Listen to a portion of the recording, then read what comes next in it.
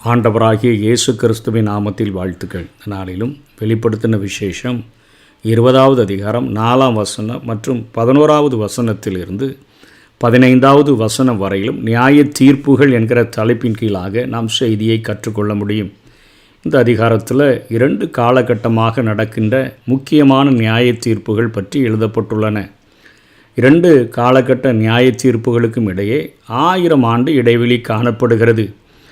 20 நாளில் சொல்லப்படுகின்ற இஸ்ரவேலரின் நியாய தீர்ப்பை தவிர்த்து புறஜாதிகளின் நியாய தீர்ப்பை குறித்து வேதம் சொல்லுகிறது. அதனை மத்தேயு 25வது அதிகாரம் 31 46 வரையிலும் நாம் பார்க்கிறோம். மகிமையின் சிங்காசன நியாய தீர்ப்பு என்று இது அழைக்கப்படுகிறது.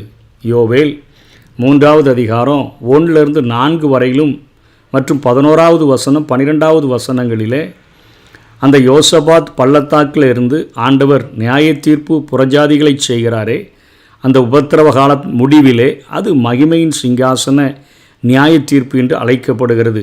இந்த வெளிப்படுத்தின விசேஷம் 20வது அதிகாரம் 11ஆம் வசனத்தில் மரித்தவர்கள் எல்லாரும் இந்த பூமி உருவாக்கப்பட்ட பின்பு மரித்த எல்லாரும் அவருக்கு முன்பாக காணப்படுகிறார்களே, அந்த நியாய தீர்ப்பு வெள்ளை சிங்காசன நியாய தீர்ப்பு என்று அழைக்கப்படுகிறது.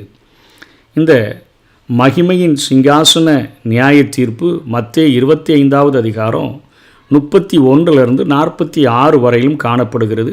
வெள்ளை சிங்காசன நியாய தீர்ப்பு வெளிப்படுத்தல் 20வது அதிகாரம் 11 15 வரையிலும் காணப்படுகிறது. இந்த வெளிப்படுத்தின விசேஷம் 20 நாளில் காணப்படுகிற அந்த நியாய தீர்ப்பானது இஸ்ரவேலருடைய தொடர்பிலே வரக்கூடிய ஒரு நியாய தீர்ப்பு. இது இயேசு கிறிஸ்துவனுடைய 2வது அந்த இரகசிய வருகையுடன் இது தொடங்கக்கூடியதாக இருக்கிறது. உபத்திரவ காலத்தில் அவர்கள் நியாயம் தீர்க்கப்படுகிறார்கள் என்று மத்தேயு 24 4 26 வரையிலும் பார்க்கிறோம். தொடர்ந்து வரக்கூடிய நியாய தீர்ப்புகளை மத்தேயு 25 1 30 வரை 2 நிலைகளில் அந்த இஸ்ரவேலர்களுக்கான நியாய தீர்ப்புகள் நடக்கின்றன. உபத்திரவ காலத்தில் இயேசு கிறிஸ்துவை ஏற்று மடிகின்ற இஸ்ரவேலர்கள் ரட்சிக்கப்படுகின்றார்கள். மறுதளிக்கிறவங்க மிருகத்துடன் அவர்கள் சிட்சையை அடைகிறாங்க. இறுதியில் நிலைத்திருப்போர்கள் கிறிஸ்துவை ஏற்றுக்கொண்டவர்கள் 1000 ஆண்டு ஆட்சிக்குள் அவர்கள் நுழைகிறதற்கான ஒரு பாக்கியத்தை பெறுகிறார்கள். துரோகம் செய்தவர்கள் வேறு பிரிக்கப்பட்டு சிட்சை அடைகிறார்கள். அவங்க அழுகையும் பற்கடிப்பும் உண்டாகும் என்று சொல்லி மத்தேயு 25:30 பார்க்கிறோம். இது இஸ்ரவேலர்களுக்கான ஒரு நியாய தீர்ப்பு. மகிமையின் சிங்காசன நியாய தீர்ப்பு என்றால் என்ன, வெள்ளை சிங்காசன நியாய தீர்ப்பு என்றால் என்ன என்று சொல்லி நாம் பார்த்தோம் என்று சொன்னால், 2 நியாய தீர்ப்புகளுக்கும் நீதிபதி கிறிஸ்துவாகத்தான் இருக்கிறார்.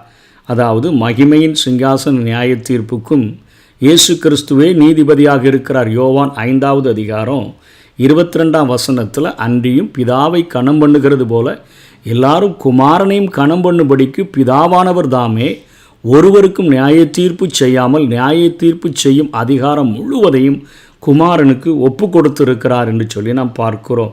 ஆகவே மகிமையின் சிங்காசன நியாய தீர்ப்பையும் இயேசு கிறிஸ்துவே நியாயம் தீர்க்கிறார். அதனைத் தொடர்ந்து வெளிப்படுத்தல் 20:11 நம்ம பார்க்கிறோமே, அந்த வெள்ளை சிங்காசன நியாய தீர்ப்பையும் கிறிஸ்துவே செய்கிறார். யோவான் 5:22 படி முழு அதிகாரத்தையும் இயேசு கிறிஸ்துவை பெற்றிருக்கிறார். அதனைத் தொடர்ந்து இந்த மகிமையின் சிங்காசன நியாய தீர்ப்பு எப்பொழுது நடக்கிறது, அதனுடைய காலம் என்ன அப்படின்னு கேட்டிங்கன்னா, உபத்திரவ காலம் முடிந்தவுடன் 1000 ஆண்டு ஆட்சி தொடங்குகிறதற்கு முன்பாக இந்த நியாய தீர்ப்பு நடக்கிறது. இந்த வெள்ளை சிங்காசன நியாய தீர்ப்பானது 1000 ஆண்டு ஆட்சி முடிந்த பின்பாக அந்த வெளிப்படுத்தல் 20:11 காண்கிறபடி அது நடக்கிறது. எந்த இடத்துல வைத்து இந்த நியாய தீர்ப்புகள் நடக்கிறது என்று சொன்னால், இந்த மகிமையின் சிங்காசன நியாய தீர்ப்பானது பூமியில் நடக்கிறது என்று சொல்லி, அதாவது யோசபா பள்ளத்தாக்கில் நடக்கிறது என்கிற காரியத்தை நாம் இந்த வசனங்களை ஆதாரங்களாக கொண்டு புரிந்து கொள்ள முடியும். யோவேல் 3வது அதிகாரத்தில் 12ஆம் வசனத்தை நாம் படித்து பார்க்கிற பொழுது அங்கே சொல்லப்படுகிற காரியம் என்ன, ஜாதிகள் எழும்பி யோசபாத்தின் பள்ளத்தாக்குக்கு வருவார்களாக, சுற்றிலுமுள்ள ஜாதிகளை நியாயம் தீர்க்க அங்கே நான் வீற்றிருப்பேன் என்று ஆண்டவராகிய தேவன் சொல்லுகிற காரியத்தை நாம் பார்க்கிறோம். அங்கே நான் வீற்றிருப்பேன் என்று சொல்லுகிறதை பார்க்கிறோம். இது பூமியிலோ வானத்திலோ அல்ல. ஏன்னா 20வது அதிகாரம் வெளிப்படுத்தல் 11ஆம் வசனத்தில் நான் பெரிய வெள்ளை சிங்காசனத்தையும் அதன்மேல் வீற்றிருக்கிறவரையும் கண்டேன். அவருடைய சமூகத்திலிருந்து பூமியும் வானமும் அகன்று போயின, அவைகளுக்கு இடம் காணப்படவில்லை. ஆகவே பூமியிலேயோ வானத்திலே இல்லை, வெள்ளை சிங்காசனம் எங்கும் நிறைந்திருக்கிற தேவனுடைய அந்த சிங்காசனத்தை காட்டக்கூடியதாக அது காணப்படுகிறது.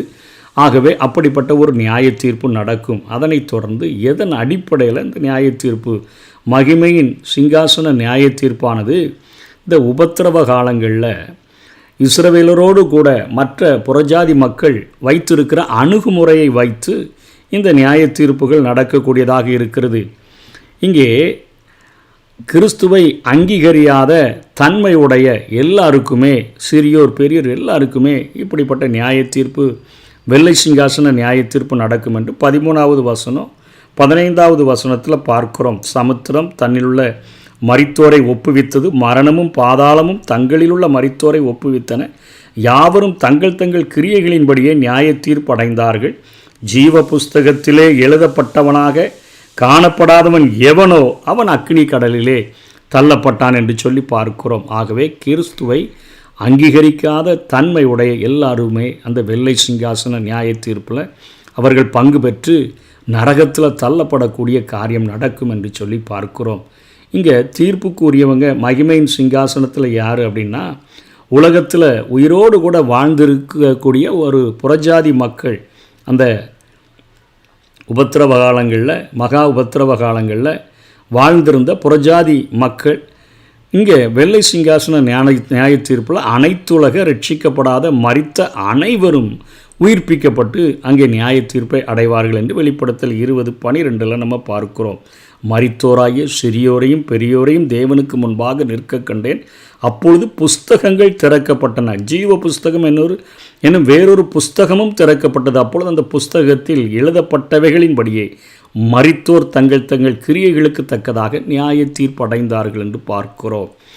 அதற்கு அடுத்தபடியாக எந்த அடிப்படையில் சட்ட நூல் எது அப்படின்னு கேட்டோம்னா, நியாய தீர்ப்பு செய்கிற நியாயாதிபதியினுடைய சட்ட நூல் என்ன?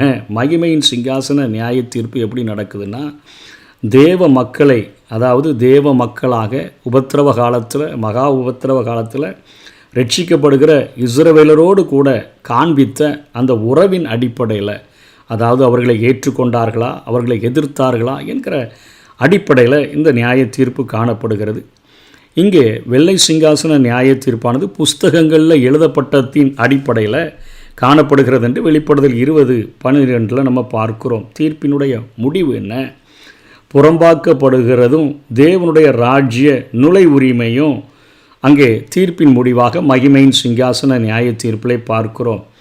அதாவது நான் பசியாக இருந்தேன், தாகமாக இருந்தேன், நான் வஸ்திரம் இல்லாமல் இருந்தேன் அப்படின்லாம் சொல்லி அவங்கள என்னை கண்டுகொண்ட எல்லாரும் தேவனுடைய ராஜ்யத்தினுடைய நுழை உரிமையை பெறுகிறாங்க.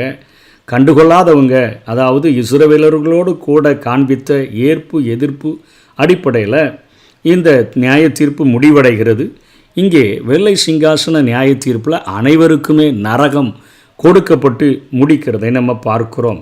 ஆகவே இந்த புறஜாதிகளின் மகிமையுள்ள அந்த சிங்காசன நியாய தீர்ப்பு என்பது மத்தேயு 25வது அதிகாரம் 31 46 வரையிலும் இது சொல்லப்பட்டிருக்கிறது. இங்கு இஸ்ரவேலருடன் நல்ல அணுகுமுறை கொண்டோராக புறஜாதிகள் விளங்குவார்கள். 1000 ஆண்டு அரசுக்குள் அவர்களும் செல்வார்கள். இவ்வாறு நல்ல நிலையில் அணுகியோர்கள் நிச்சயமாக கிறிஸ்து என்கிற மேசியாவை அந்த உபத்திரவ காலம், மகா உபத்திரவ காலத்தில் விசுவாசிக்கிறவர்களாக இருந்தாதான், இயேசு கிறிஸ்துவை ஏற்றுக்கொண்டாதான் இயேசு கிறிஸ்துவை நேசிக்கிறவர்களையும் நேசிக்க முடியும். மிருக வழிபாடை வழிபடுகிறவர்கள் இஸ்ரவேலர்களை நிச்சயமாக அவங்க வெறுப்பார்கள். ஆகவே இந்த உபத்திரவ காலம், மகா உபத்திரவ காலத்தில் இஸ்ரவேலரோடு கூட புறஜாதிகளின் அணுகுமுறை எப்படி இருக்குதோ அந்த புறஜாதிகளின் நியாய தீர்ப்பைத்தான் மகிமையின் சிங்காசன நியாய தீர்ப்பு என்று அழைக்கிறோம். யோசபால் பதலத்தாக்கில் நடக்கிற அந்த நியாய தீர்ப்பு, இதற்கு பின்பாக 1000 ஆண்டு ஆட்சி நடைபெறும். 1000 ஆண்டுகள் கழித்த பின்பு அதனுடைய முடிவிலே வெள்ளை சிங்காசன நியாய தீர்ப்பு நடைபெறும். வெள்ளை சிங்காசன நியாய தீர்ப்பில் அனைவரும் நரக சிக்ஷையை அவர்கள் பெறுவார்கள்.